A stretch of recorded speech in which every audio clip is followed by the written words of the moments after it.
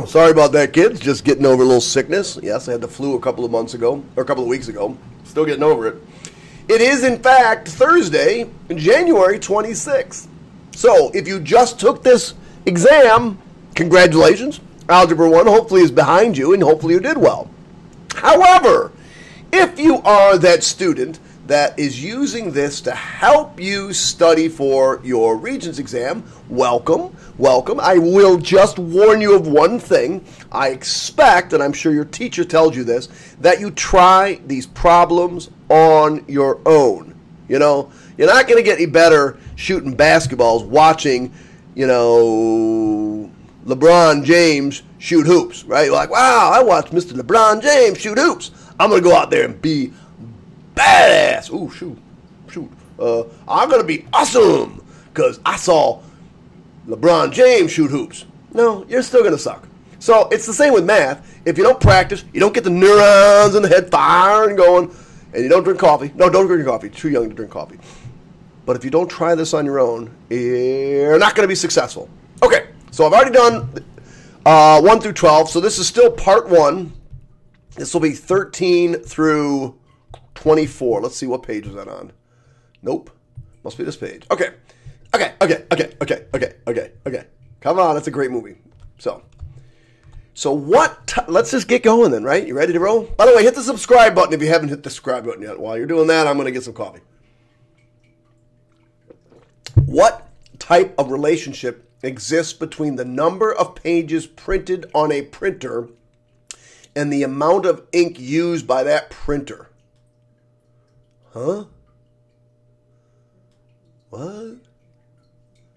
Okay, let's think about this. What type of relationship between the number of page printer and the amount of ink used? So there's my ink cartridges, and here's my paper. So let's say my ink cartridge starts high, but I haven't used any. So my use is 0. Starting with use 0, starting with 0 pages. Now I'm going to just keep using more and more. So I'm going to go up to like using, half of it, half a tank. Well, by half a tank, my pages will go. I'll have gotten a lot of pages. So maybe I'm up to 100 pages. And then maybe I use 3/4 of the tank.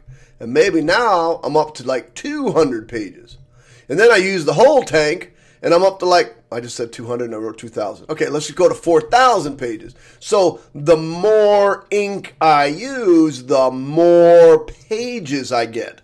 So that, let's see, as one goes up, more ink used, more pages. That's got to be a positive correlation. As one goes up, the other one goes up.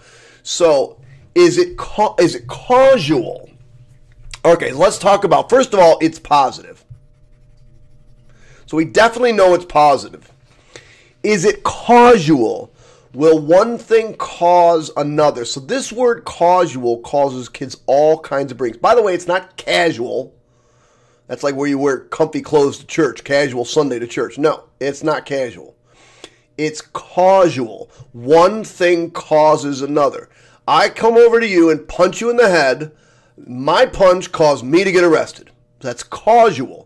I walk over, I drop $5, and the sun doesn't come up the next day. Well, no, let's come up with a better example. I drop $5 on the ground, and the stock market goes up. They have nothing to do with each other.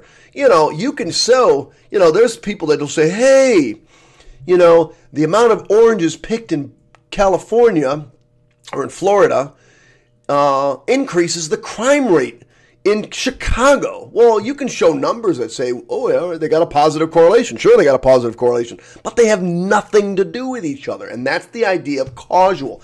Do they have something to do with each other? Well, if I use more ink, I have to be printing more pages. So the more ink I use, the more pages. So the ink usage causes more pages to come out. And so, yes, they are causal. Okay? A computer application generates a sequence of musical notes using this function. All right, so this is an exponential function. You can know this because our variable is an exponent, where n is the note in the sequence. F of n is the note frequency in hertz. So right now, all I'm trying to do by this problem is confuse the hell out of you. So I'm guessing I did a pretty good job. Which function will generate the same note frequency as f of n? Whoo, are you people crazy? Well, I'll show you the hard way. That's interesting. I'm going to show you well, man. So I haven't taught Algebra 1 in a long time. I think this is actually an Algebra 2 topic, but let's look at this. 6. Some of you will understand this. This is 16 to the n. I can rewrite 16 as 2 to the 4th. Well, let me write it this way. 4 squared to the n. Well, when you have an exponent raised to the exponent, isn't 4 squared 16? When you have an exponent raised to an exponent, they just multiply. So this would become 6 to the 4 times 4 to the 2n. Is that one of my answers? 6 times 4 to the 2n. Nope. I can also replace 16 with 2 to the 4th. So now I've got, that's a 4 by the way, 4 to the n, so I can multiply these again, so I get 6 to the 2 to the 4n. Is that one of my answers? Ah, there it is right there. So that's the right answer, choice 2. Now, that's kind of tricky. What I personally would ask my algebra students to do, what I would do with my algebra students, is graph the thing. Let's just take a look and see which one graphs the same function. All this confusing stuff, and I can just do it graphically? What? Say, what? So 6 parenthesis, 16 parenthesis, raised to the, I got to use x, so it doesn't really matter. I'm going to use x. There it is. So now I'm going to put in one that's not right. Let's put in g, 12, 2n, 12, parenthesis, 2x, parenthesis, raised to, I don't remember what it was raised to, the 4, oh wait. Not 2. Oh, I keep forgetting to press tab anyway. 12 parenthesis 12 parenthesis 2 parenthesis raised to the 4x. So let's see if they go right on top of each other. It's close, but it ain't right. You know, take a look. You can always do this. Press tab, hit the up arrow, highlight it, gone. Nope. Okay, so that ain't it. So let's just get rid of that one. Let's try another one. So I don't get confused which one's which. Let me just get rid of that. Let me put the one that's the right answer, which is 6 parenthesis 2 parenthesis raised to the 4n or 4x, and press enter. And you'll notice where'd it go?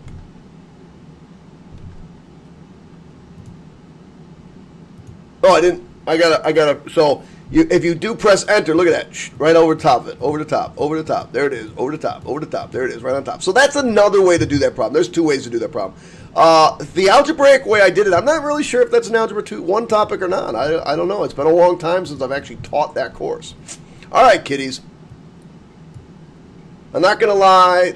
I probably would just stow these in and check them.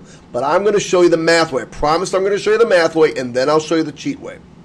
All right, so don't like having a negative x squared. So I'm going to bring this 12 over by adding 12.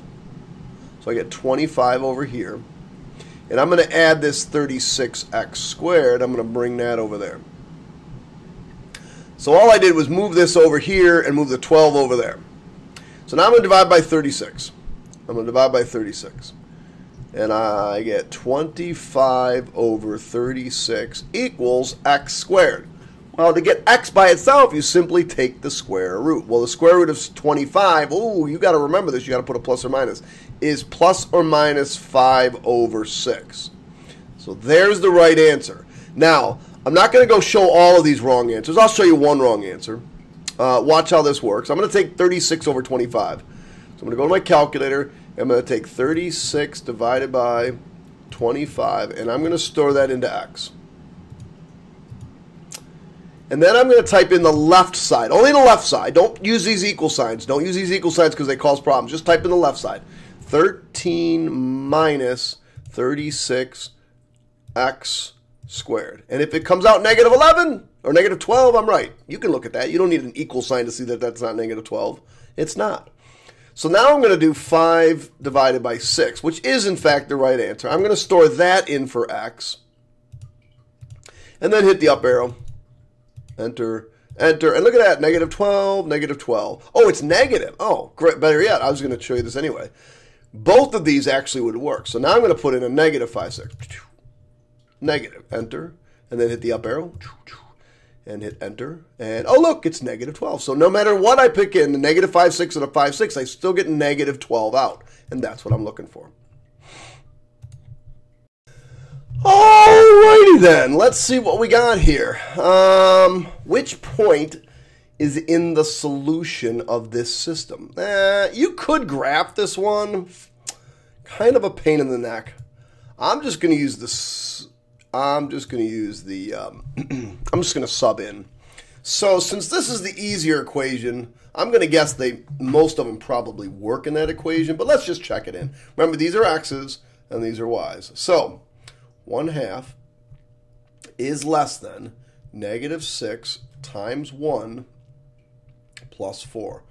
Well, negative 6 times 1 is negative 6, plus 4 is negative 2. Is 1/2 less than negative 2? Nope, not the answer. Excuse me. Let's do this one. 0, and in for y goes 6. So is 6 less than negative 6 times 0 plus 4? So that's just 0. So is 6 less than 4? Nope, that's not going to work. Let's try this one. Is 5 less than negative 6 times negative 1/2? Ooh, got to be careful here. Plus 5. Negative times negative is positive, so this becomes 3. So is 5 less than 8? Yes, it is. Okay, now I'm going to check this one too, because if this one doesn't work, I'm pretty sure that's the right answer. Let's check it out. 2 less than negative 6 times negative 3 plus 4. Oh, this should have been plus 4. I don't know why I put a plus 5 here. This should have been plus 4. But even still, this is 7. It's still less. And this is 18 plus 4, which is 22. So 2 is less than 22. So it's one of these two. So let's try. Now we're going to try the other equation. So the other equation says take 2 times y. Is that less than negative 12 times negative 1/2 plus 4? So let's see, that's 10. Is that less than, no, half of 12 is 6. That's positive 6 plus 4. Is 10 less than 10? No, it's equal. So it looks like 4 is the answer, but I'm going to check it anyway just to make sure I didn't make a dumb mistake. And then I'm going to show you another way to do this problem. So I'm going to plug 2 in. So 2 times 2, is that less than negative 12 times negative 3 plus 4? That's a plus 4. So this is 36 plus 4. That's 40. Is 4 less than 40? Oh, heck yeah. So there's our answer. That's one way to do the problem. But again, you want more than one, because if you can solve this more than one way, then when you go, it's like, ching, cha-ching, got it. All right, so in order to graph these, I have to get y by itself. So I'm just going to take this, divide by 2. And so I don't make a mistake, I'm just going to type that in just like that. Negative 12x plus 4 all over 2. So let me get to my graphing calculator. All right. Control division. Negative, forgot what it was already. Where am I? There it is. Negative 12x plus 4. I don't know where that came from. Negative 12x plus 4 all over 2. Enter. Oh, wait, hold on. Tab. It's not that. It's not that at all. I got to get rid of this.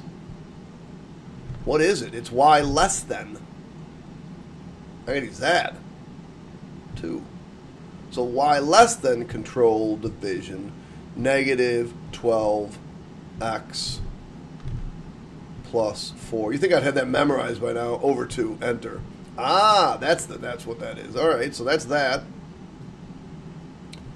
All right, so now I got to press the other one in. Y is less than negative 6x plus 4. So tab y. Whoa, what's going on? Ah, sometimes that happens. Let's go home. All right, so tab. Why is it not letting me? Y You know what? The problem with it is I'm not in a document. I got to get in a document. Let's do this way. Let's get rid of this. Delete. Let's use this. Control division negative 12x plus 4. I got to memorize now. All over 2. Enter. And I press tab. Negative 6x plus 4. Negative 6x plus 4. You know, the other calculator does a better job of this. Y less than. Where am I going to get the less than from? I think it's here. Less than.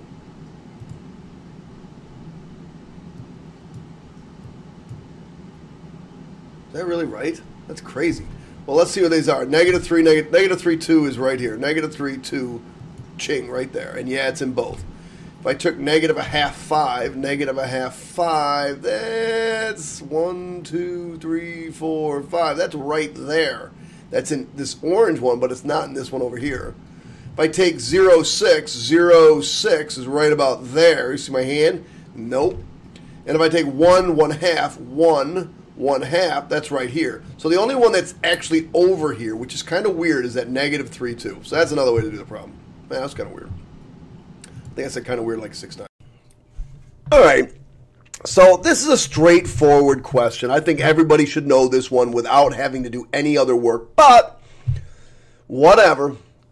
We're going to take f of x is multiplied by the value a, where a is greater than 1. So f of x is a parabola, x squared. G of x is a parabola, but we're going to multiply by some value bigger than 1. So let's say 2. Well, you need to know as a student that that is a dilation. Not only is it a dilation, it's a dilation that makes that parabola look like this go steeper. If it was a half or a fourth, it would get wider. But because it's a number bigger than 1, it's going to get steeper. So it's still going to open upwards, and it's going to be narrower. So 17 is this one. Now, let's say you don't remember. All right, let's get rid of this. Don't save these. Go back in. Let's do f of x is just equal to x squared. And you're like, all right, there's that. And now I'm going to take it and multiply it by 2. So 2, oops, tab, 2x squared. Oh, look, it's narrower, but it's still opening upwards. The when it would open down, just so you know, if it was opening down, is if this was negative. If you put a negative value in front, it would take it, and it's a reflection, it would come down. All right. Andy has $310 in account. Each week, W, he withdraws $30. Withdrawals means to take out. We can't tell you these things. These are just vocabulary that you need to be have in the head. Takes $30 out for his expenses. Which expression could be used if you wanted to find out how much money he had after 8 weeks? So we're going to start with 310, and we're going to take out money. Well, mathematically, that's subtraction. And we're going to, which expression could be used to find out how much money he had left after 8 weeks? And we're going to use 8 weeks. Well, he's taking $30 out per week. So we're going to take that. We're going to go 30 times W. So we're looking for 310 minus 30W. That's what we're looking for. So the one that gives us that, that's right. Oh, they tried to trick us here by putting this 8 in here. Boy, that looked really good, but no. I don't know what that is. This one, they're multiplying the 310 times weeks. Nope. It's $30 per week. So they tried to trick you there too. Oh, don't just fall for numbers and things. Makes sense. Not only that, how about just do this? Okay, after week 1. Okay, he's going to have $30 less. That's $280. Oh, maybe that's where that $280 came from, huh? After week 2, he's going to have $30 left, $250. After week 3, he's going to have $30 left. Oh, that's $220. That's 3. After week 4, he's going to have another $30 less. Oh, that's $190. So I can say, okay, just plug a 4 in and see which one gives you $190. Or what I can do is distribute these. This is $280 plus 30W minus 30. And if I solve that, that gives me $250 plus 30W. Why would I be adding $30 per week? I want to subtract. So 4 is probably the right answer. Let's see if I can get this. 280 minus 30W minus 30W plus 30. And then this would be 310 minus 30W, which is what I have here. Now, I could come over and say, okay, I don't know. Let's say you looked at this thing and you said, I don't have a clue. I don't even have a clue. And then you want to investigate each equation in your graphing calculator. Graphing calculator is a great tool, and you can always use it. So let's graph it. And I'm only going to graph the answer. 280 minus 30W. 280 minus 30, parenthesis. Now I got to use x again. X minus 1. Enter. Now, oh, I don't see it. Okay, it doesn't matter. Let's go look at the table. Table's very telling. Week 0, I have $310. Oh, look, $30 less, $30 less, $30 less, $30 less, $30 less. Wouldn't that be spending $30 every month? So there you go. That's another way to look at it. Okay, let's go on to page 7. Page 7.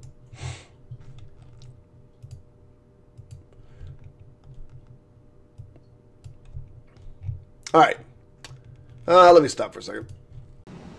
Okay, here we go. The daily cost of production in the factory is calculated by using blah, blah, blah, blah, blah, where X is the number of complete products manufactured.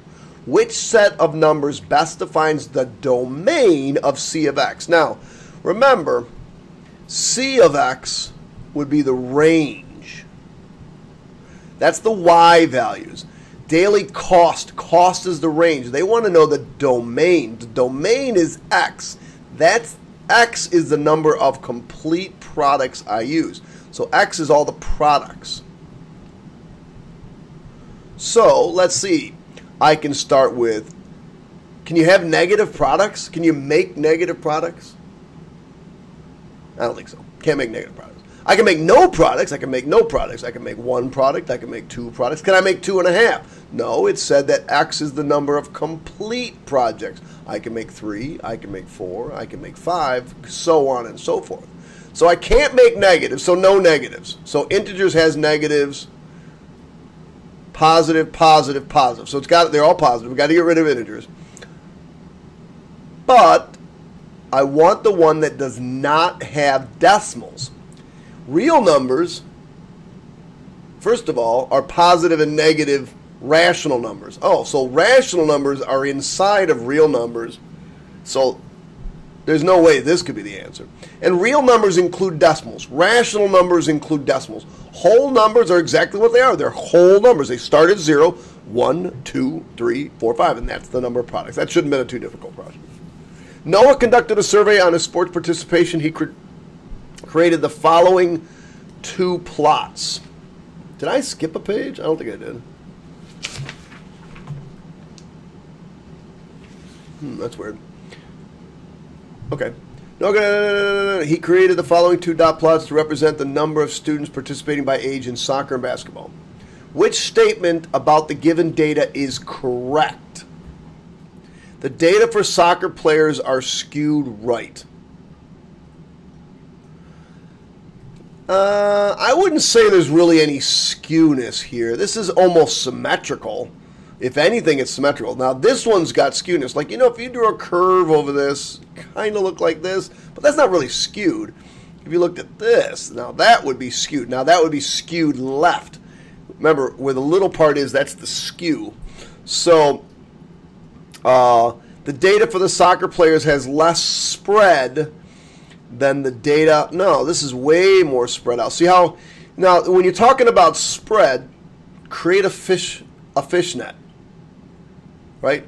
If I created that fishnet, I collect everybody with that fishnet. If I did like, I put my net down, I would collect all those people. And if I did that same net size here, would I pick up as many people? I wouldn't pick up as many people. So this one has less spread. This one has more spread.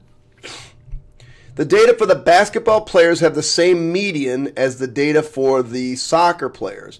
Well, in this case, because it's symmetrical, the mean and the median would be somewhere around 9. In this one, the median will be somewhere around 9, maybe, but the median would be going that way. So for soccer players, No, Lester. The data for the basketball players have the same median. No, the median will be the middle number, be right around here, and the median would be pushed off. Or excuse me, the mean would be pushed off to the right. Median just is the middle number, pushed off to the right would be the mean. So the data for the basketball players have a greater mean than the data for soccer players. Yes, the data for the soccer players would have a mean somewhere around 9. This one, because the heavy part's over in this direction, the mean would be pushed off to the right. That's a tough question, kids. That's a tough question. You'll see something like that in AP Statistics. So the answer to this question is choice 4. If you got that one right and you understood it, wow, good for you. Good for you. All right, let's go to 8.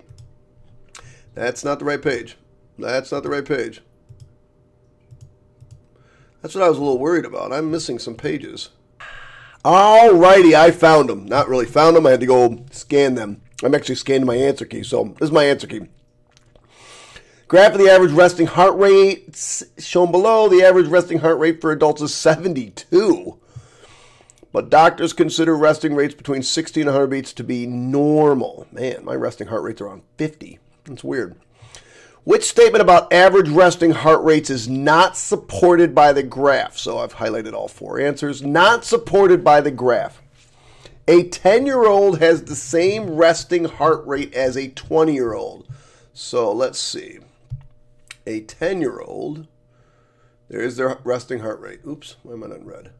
Resting heart rate of a 10-year-old and a 20-year-old. That's not right.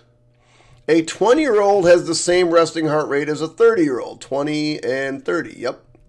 A 40-year-old may have the same resting heart rate for 10 years. A 40-year-old may have the same resting heart rate for 10 years. 40 to 50, yep. The average resting heart rate for teenagers steadily decreases. So for teenagers, that's from like 12 on, steadily decreases till they're 20. It looks like that's about right. So the only one that doesn't make any sense is choice 1. So choice 1 would be the right answer, which means it's the wrong answer. It's the wrong answer, so it's the right answer. Sorry, these not things are just there to mess with your brain. The method for completing the square was used to solve this problem. Which equation is the correct? Well, I'll say. So the first step to completing a square is you have to have a leading coefficient that's 1. So the first thing we're going to do is get rid of the fact that we have a 2 by dividing this side by 2 and divide that side by 2. So this gives us x squared minus 6x plus 3 equals 0. Then we bring the constant over to the other side. And I like to say we're going to write it with 2 squares because it's completing the square. Now what goes in that square? Well, first of all, I know I'm going to create a perfect square trinomial, so I'm going to something I can square like this. And what goes in here is x. Half of this is minus 3. Well, that means what goes in this square is 3 squared, which is 9. So I get x minus 3 squared equals 6. And that's what I'm looking for. Choice 1. There she is. Oh, correct answer. Now, again, I like to give you guys options to see if you guys can figure out the right way to solve these ones. So let's do some graphing. Why not? 2x squared, 2x squared minus 12x plus 6. And hit the tab button. And let's graph the answer we came up with, which was parenthesis x minus 3 parentheses squared. Was it minus 6? Oh, equals 6. Equals 6. So if I wanted to do that, I'd have to bring that 6 over and do minus 6. And hit graph.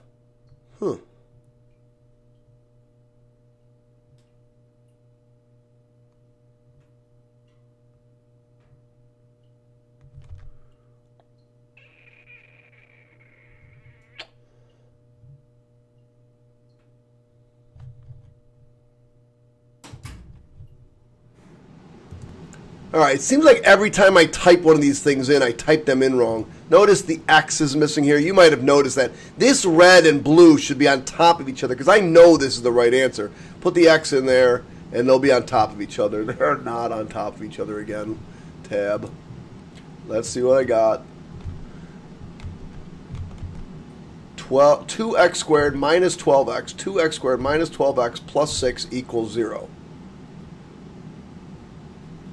Oh, yeah.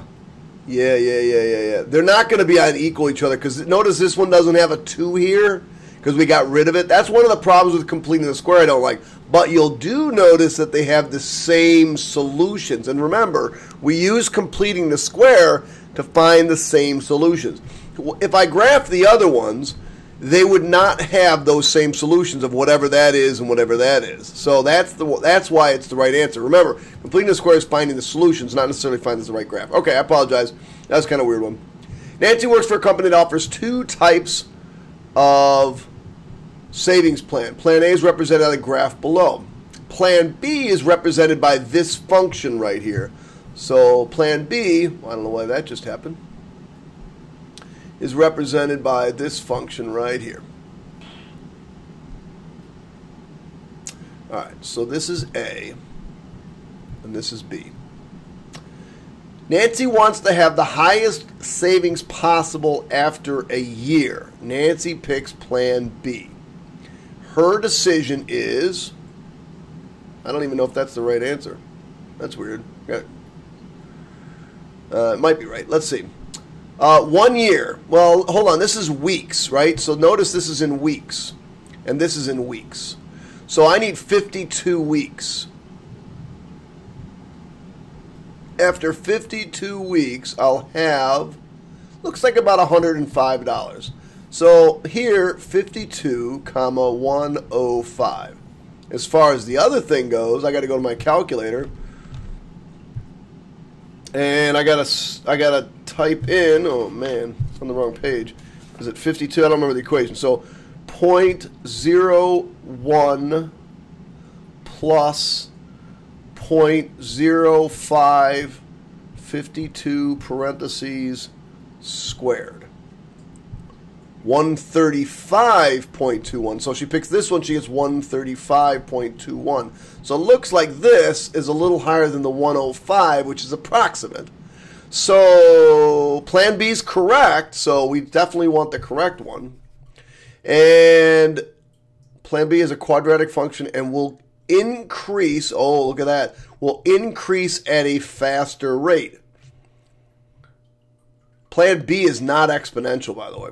That's dumb. But yes, it is quadratic, and it will increase at a faster rate. So this was the correct answer. Plan B is still the correct answer, but you needed to know that this is a parabola, not an exponential. Remember, an exponential is going to have an x as an exponent, or the variable will be an exponent. So that's that one. Oh, it looks like I got probably 3 is the right answer here, too. Let me get rid of all these things. I don't know why those went away, but let's do that. In 2014, winner of the Boston Marathon runs as many as 120 miles per week. Oh my gosh. During the last few weeks of his training for an event, his mileage can be modeled by this equation. Now notice the variable is an exponent. Since the variable is an exponent, this is an exponential function.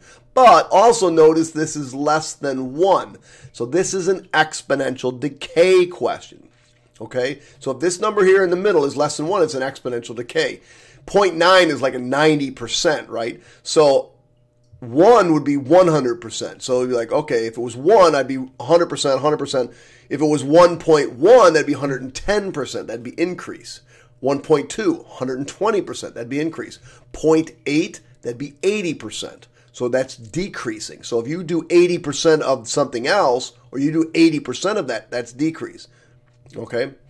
Where W represents the number of weeks training. Which statement is true about M of W? The number of miles he run will increase by 90%. Oh my gosh. No, that would be dumb.